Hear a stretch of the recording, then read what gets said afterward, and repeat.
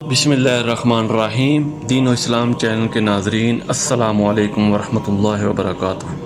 رسول اللہ صلی اللہ علیہ وسلم میدان عرفات سے واپس ہوئے۔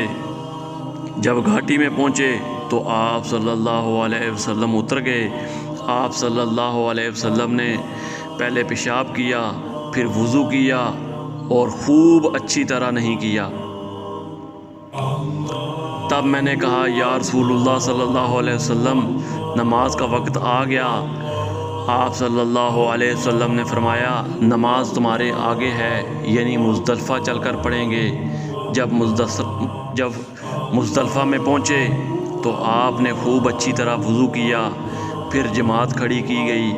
آپ صلی اللہ علیہ وسلم نے مغرب کی نماز پڑھی، پھر ہر شخص نے اپنے اونٹ کو اپنی جگہ بٹھایا، پھر عشاء کی نماز کھڑی کی گئی اور آپ صلی اللہ علیہ وسلم نے نماز پڑھی، اور ان دونوں نمازوں کے درمیان کوئی نماز نہیں پڑھی۔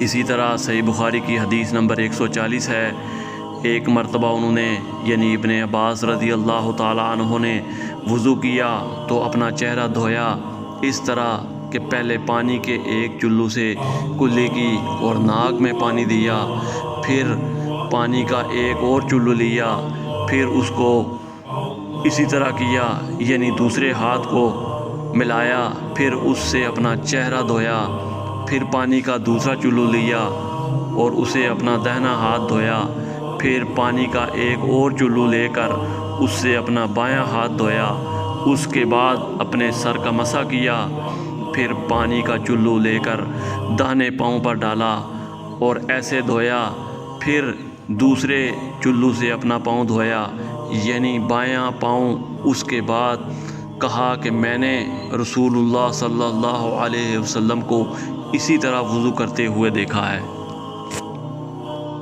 قرآن و حدیث کی تعلیمات کے لیے دین و اسلام چینل کو سبسکرائب کریں۔ جزاک اللہ خیر۔